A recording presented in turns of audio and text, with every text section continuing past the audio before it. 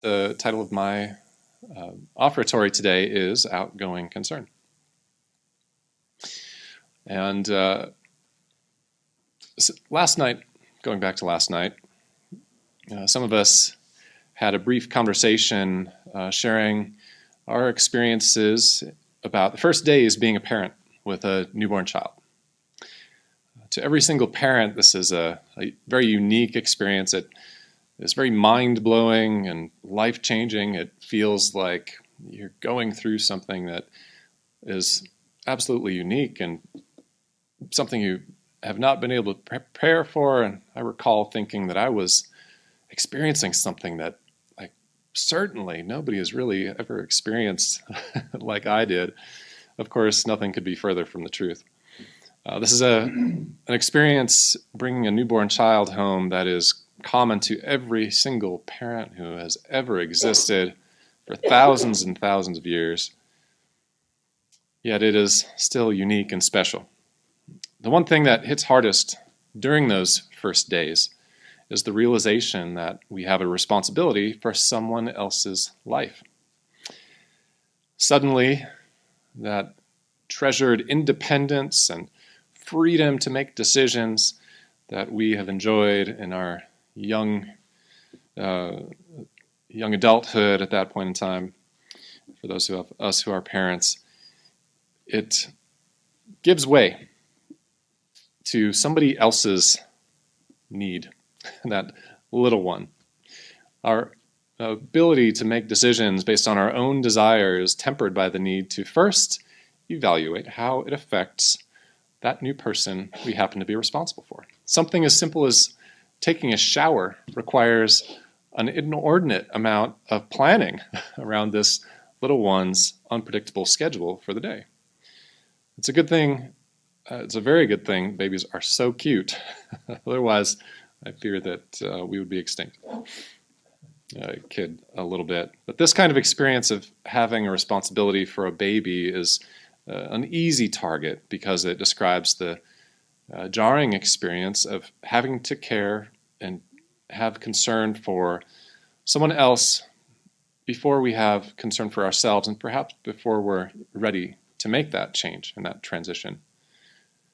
Of course, what I'm talking about is that experience of love, that transition of independence, fierce independence. It shifts when we have love for someone else. A child is one thing, but you don't have to be a parent to go through this kind of experience. In fact, we shouldn't have to be a parent to relate to having love for one another. Love is that thing that brings us to put ourselves aside and instead consider the well-being of others.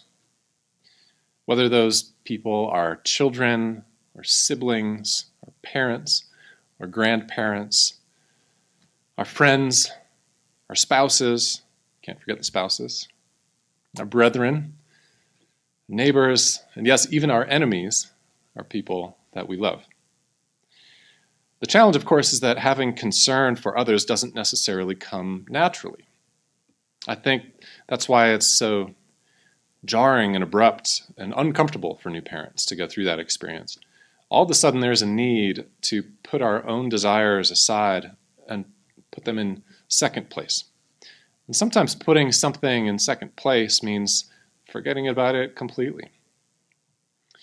I think all of us have had an experience where we've sacrificed something that we want for the sake of somebody we love.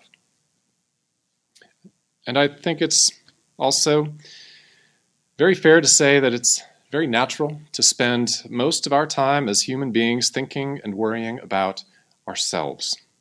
We are in our own skin. We think about what we're experiencing, what we are doing, how the lives of others affect us, like how we are being judged by others.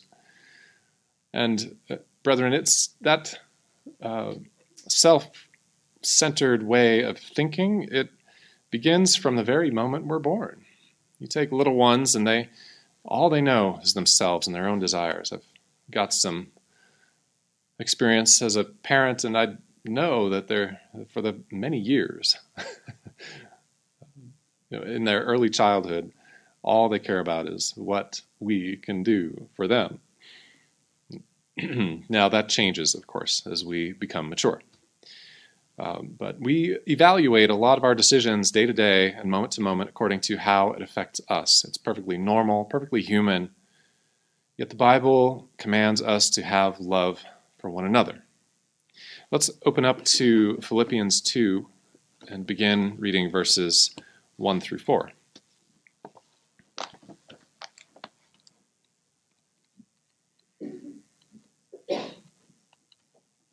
Philippians 2 and verse 1. Therefore, if there is any consolation in Christ, if any comfort of love, if any fellowship of the Spirit, if any affection and mercy, fulfill my joy by being like-minded, having the same love, being of one accord, of one mind. Let nothing be done through selfish ambition or conceit, but in lowliness of mind let each esteem others better than himself. Let each of you look out not only for his own interests, but also for the interests of others. We have this instruction to consider others in our lives. In fact, as we see here, we are to esteem others more important than ourselves. When we grow up in our maturity as Christians, we learn what it means to truly have love for one another.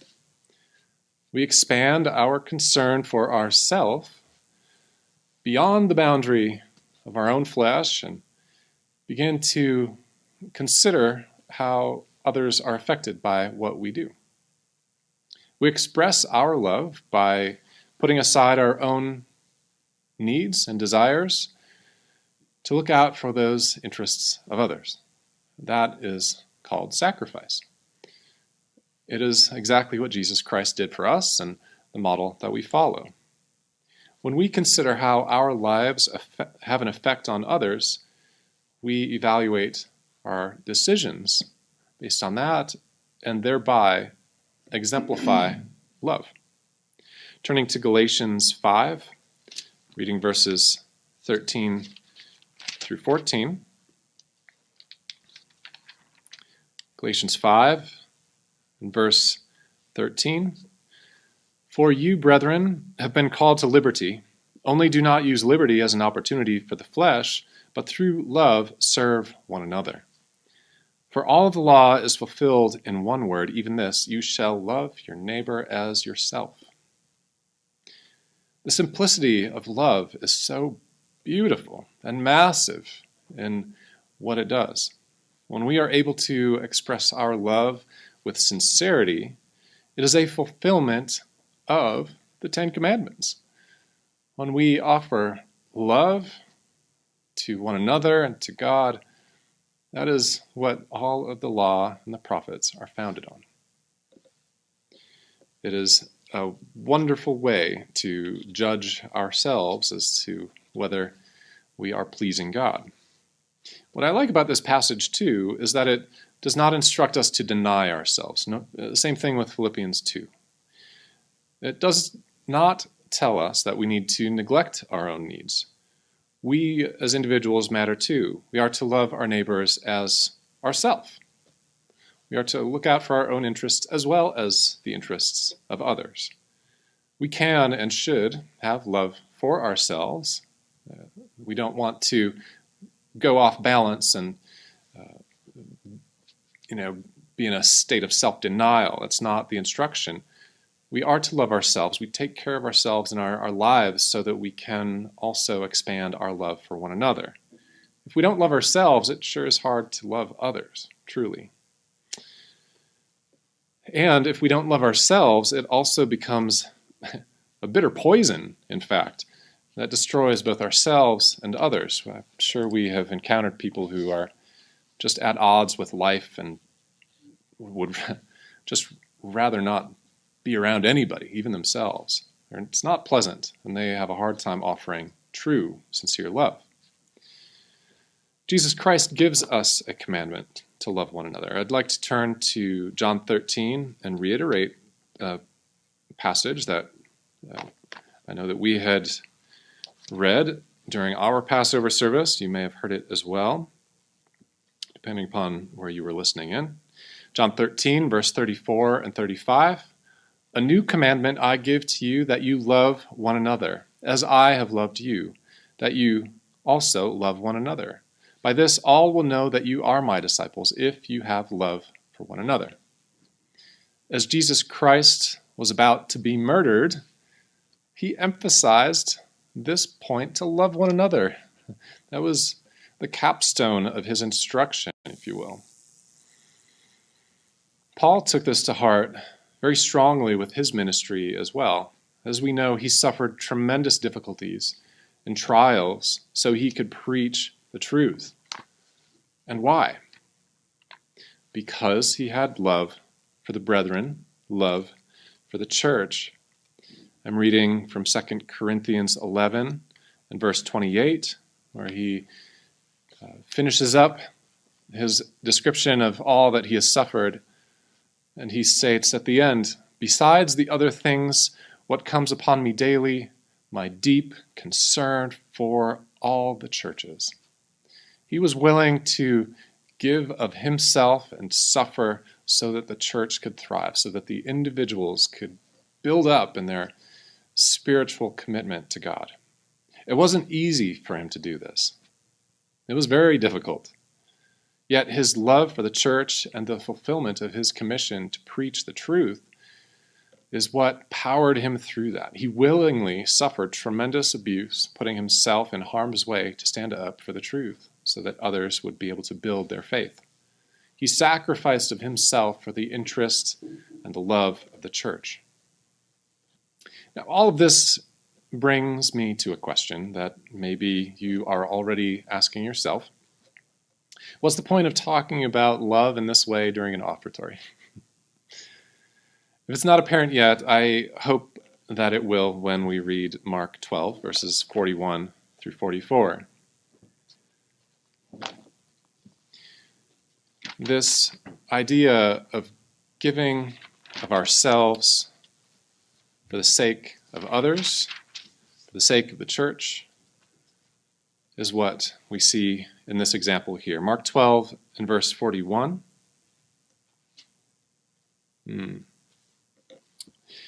Now Jesus sat opposite the treasury and saw how the people put money into the treasury. And many who were rich put in much. Then one poor widow came and threw in 2 mites, which make a quadrans, just a small amount of money. So he called his disciples to himself and said to them, assuredly I say to you that this poor widow has put in more than all those who have given to the treasury. For they put in out of their abundance, but she, out of her poverty, put in all that she had, her whole livelihood. This woman gives us an example. She put aside concern for herself entirely. She demonstrated true, massive love. Instead of keeping things for herself, thinking about her own self-interest, she expressed her gratitude and gave all that she had. When we give our offering today, this example of putting our concern for self aside ought to be at the top of our mind. There's a lot that we could spend our money on for ourselves, our needs, our wants, to benefit our own self-interests. But now we have an outgoing concern for something much greater.